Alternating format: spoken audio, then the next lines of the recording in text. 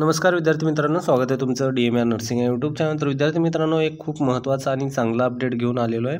तर पहा, जे कोणी DMRची तयारी करत आहेत त्यांच्यासाठी गुड न्यूज असणार आहे. पहा, DMRच्या तयारीसाठी तुम्हाला टेक्निकल आणि नॉन टेक्निकल या दोन्ही पोर्शन कव्हर करावं लागतात, ज्यामध्ये 120 + 80 असं या ठिकाणी पोर्शन असतं.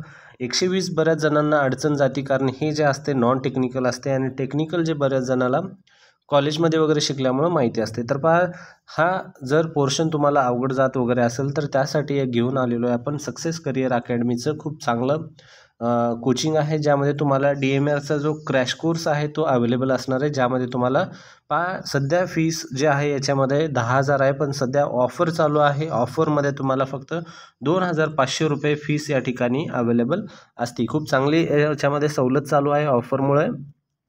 तर जे कोणी DMRची तयारी वगैरे करत आहे तर त्यांच्यासाठी ही चांगली न्यूज आहे. तर तुम्ही नक्कीच या ठिकाणी तुम्ही कोर्सला एनरोल करू शकता. यामध्ये पहा, तुम्हाला काय काय फीचर्स अवेलेबल असणार आहेत. आगामी परिचारिका स्पर्धा परीक्षेची पूर्ण तयारी असणार आहे. त्यानंतर सर्व नोट्स भेटतील. त्यानंतर लाईव्ह आणि रेकॉर्डेड लेक्चर्स पण असणार आहेत. त्यानंतर नॉन टेक्निकलचे सर्व पोर्शन जे आहेत आपल्याला बुद्धिमत्ता, इंग्लिश ग्रामर, मराठी ग्रामर वगैरे, व्याकरण वगैरे सर्व या ठिकाणी क्लिअर केलं जाईल. त्यानंतर दर आठवड्याला सराव पेपर पण आहेत.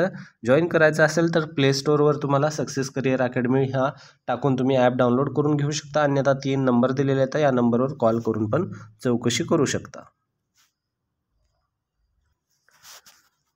तर चला व्हिडिओ स्टार्ट करू. पहा, CHO salary pattern in India. तर पहा, CHO पूर्ण इंडियामध्ये हे जे आहे पद चालू झालेलं आहे, ज्यामध्ये आयुष्यमान भारत अंतर्गत या ठिकाणी ही पोस्टिंग असते. विद्यार्थी मित्रांनो, बऱ्याच जणांचा एक रिक्वेस्ट येत होती की सर CHOमध्ये सॅलरीचा पॅटर्न कसा असणार आहे, त्यामध्ये सॅलरी कशी असते, त्यामध्ये सॅलरी चेंजेस होणार आहेत वगैरे असं ऐकण्यात येत आहे. ते खरं आहे का?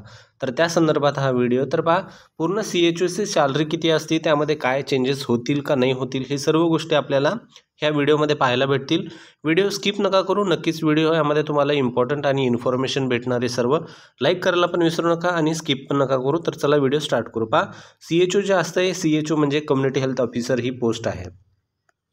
CHO ही कम्युनिटी हेल्थ ऑफिसर ही पोस्ट असते. यामध्ये कम्युनिटी हेल्थ ऑफिसर, ठीक आहे, जे की सब सेंटर लेवलला या ठिकाणी तुम्हाला जॉब करायचा आहे. ठीक आहे, सब सेंटर लेवल म्हणजे काय असते पहा. ठिकाणी एक अगोदर तुम्ही असं लक्षात समजून घ्या की याचा जो सिक्वेन्स आहे रेफरल सिस्टीमचा तो तुम्हाला माहीत असला पाहिजे. जो या ठिकाणी आपल्याला कॉलेजमध्ये वगैरे जेव्हा तुम्ही नर्सिंग शिकता, ट्रेनिंग वगैरे होतं, तेव्हा तुम्हाला माहीत असतं. ज्यांना माहिती नाही आहे त्यांच्यासाठी इन्फॉर्मेशन आहे ही. तर पहा, या ठिकाणी रेफरल सिस्टीममध्ये सर्वात बेसिक सिस्टीम जे असतं त्या ठिकाणी सब सेंटर लेवल असतं. सब सेंटर लेवल हे सर्वात बेसिक आहे, ज्यामध्ये गावातली कोणतीही पहिली व्यक्ती जर आली असेल तर ती गावामध्ये सर्वात अगोदर सब सेंटरमध्ये येते. उदाहरणामध्ये त्यांना काही पण त्रास होत असेल तर सर्वात अगोदर ती कुठे येईल तुम्हाला ट्रीटमेंट घेण्यासाठी? सर्वात अगोदर ती असेल जे कुठं असणार आहे, ती सब सेंटरमध्ये येणार आहे. ठीक आहे, कारण सब सेंटरमध्ये काय येईल, कारण ते जे आहे प्रायमरी ट्रीटमेंट सब सेंटर लेवलला होतं. ठीक आहे, प्रायमरी जे होईल ते सब सेंटर लेवलला होईल. तर या ठिकाणी सब सेंटर हे जे आहे 3 ते 5,000 लोकसंख्यासाठी हे असतं. विद्यार्थी मित्रांनो, 3 ते 5,000 लोकसंख्यासाठी, जे की आता पहा या ठिकाणी एका गावासाठी सांगतो मी फक्त. ठीक आहे, एका गावासाठी. आता एका गावामध्ये पहा, एका सब सेंटरमध्ये कमीत कमी 2-3 गावं असू शकतात, हजारचे 3 गावं असू शकतात, किंवा मग त्यानंतर 2-2 हजारचे 2-3 गावं असू शकतात. कमीत कमी असं 5,000चं या ठिकाणी शासनानं रेशो ठेवलेला आहे. 5,000 असले पाहिजे, पण सध्या पॉप्युलेशन वगैरे जास्त असल्यामुळं काही सब सेंटर जे आहेत 7,000, काही 8,000 असे आहेत, ते तुम्हाला कव्हर करायचं आहे. ठीक आहे, हे CHOला आहे. त्यानंतर सब सेंटर झाल्यानंतर पुढं काय येईल? प्रायमरी हेल्थ सेंटर येईल. प्रायमरी हेल्थ सेंटर जे आहे, प्रायमरी हेल्थ सेंटर तुम्हाला या ठिकाणी सब सेंटरचं रेफरल जे आहे, तुम्हाला पेशंट वगैरे कुठं पाठवायचं ते तुम्हाला प्रायमरी हेल्थ सेंटरला पाठवायचं आहे. कुठं पाठवायचं? पुढं प्रायमरी हेल्थ सेंटरला पाठवायचं. त्यानंतर पहा, प्रायमरी हेल्थ सेंटरची जी लोकसंख्या असते ती किती असते? ती प्रायमरी हेल्थ सेंटरची लोकसंख्या असते विद्यार्थी मित्रांनो, ती असते 20 ते 30,000 पर्यंत असते. ठीक आहे, ती किती असणार आहे? 20 ते 30,000 पर्यंत. तर पहा, यामध्ये प्रायमरी सब सेंटर नंतर जाईल पुढं प्रायमरी हेल्थ सेंटरला. प्रायमरी नंतर पुढं कुठं जाईल? तो कम्युनिटी जे हेल्थ सेंटर आहे, त्या ठिकाणी जाईल. ठीक आहे, हे रेफरल सिस्टीम लक्षात असू द्या. सब सेंटर, त्यानंतर पुढं प्रायमरी हेल्थ सेंटर, त्यानंतर पुढं जाईल कम्युनिटी हेल्थ सेंटर. ठीक आहे, कम्युनिटी हेल्थ सेंटर. तर सब सेंटरला असेल 5,000, त्यानंतर प्रायमरीला असेल 20,000, त्यानंतर कम्युनिटीला असेल 80,000 पासून 1,20,000 ही एवढी यांची लोकसंख्या असेल. या लोकसंख्येनुसार या ठिकाणी सब सेंटर वगैरे बनवले जातात. तर सब सेंटरमध्ये CHO असतो, CHOमध्ये एक ANM असते, त्यानंतर एक MPW असतो. MPW तुम्हाला माहिती आहे मल्टीपर्पज वर्कर. त्यानंतर एक ANM असतो. ठीक आहे, मग त्यानंतर एक CHO असतं आणि एक सेवक असतो. सेवक म्हणजे क्लीनर वगैरे जे सर्वंट असतात तशा प्रकारचे. ठीक आहे, एवढ्या प्रकारची ही टीम असते. या टीमचा जो हेड असतो तो असतो CHO असतो. या टीमचा हेड CHO सगळं या गोष्टीचं काम जो आहे तो सांभाळतो. ॲक्च्युली काम करायचं काय असतं यांना, CHOंना या ठिकाणी तुम्हाला OPD काढायचं असते. नॅशनल प्रोग्राम जे आहेत ते नॅशनल प्रोग्राम तुम्हाला पूर्ण जे आहे तर गव्हर्नमेंट रन करतं ते तुम्हाला कव्हर करायचे आहेत. त्यांच्यामध्ये अपडेट पूर्ण पुढं पाठवायचे आहेत. त्यानंतर मोस्टली OPD वगैरे, त्यानंतर NCD वगैरे. NCDचा सध्या जास्त प्रॉब्लेम असल्यामुळे NCDवर शासनाने भर देण्यासाठी सांगितलेलं आहे, NCD वगैरे. तर ह्या सर्व गोष्टी ह्या सब सेंटर लेवलमध्ये चालतात. तर तुम्हाला याच्या ठिकाणी पेमेंट किती असते, तर पहा सब सेंटर लेवलमध्ये प्रत्येक स्टेटला वेगवेगळ्या प्रकारची पेमेंट आहे. ठीक आहे, प्रत्येक ठिकाणी ही पेमेंट जी आहे सर्वांना वेगवेगळी आहे.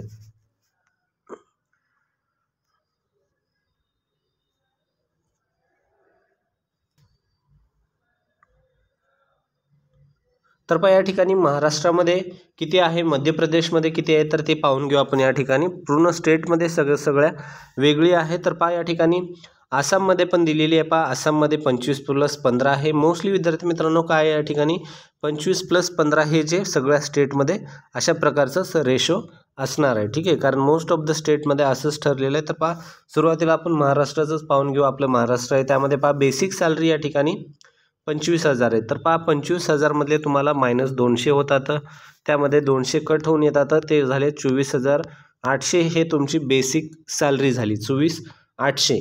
ठीक आहे, त्यानंतर तुम्हाला जे दुसरं जे सॅलरी येत असतं ते असतं इन्सेंटिव्ह. इन्सेंटिव्ह काय असतं ज्यांना माहीत नाही त्यांना पहा. इन्सेंटिव्ह म्हणजे कामावर आधारित मोबदला. तुम्ही काम कसं करता त्यावर तुमचं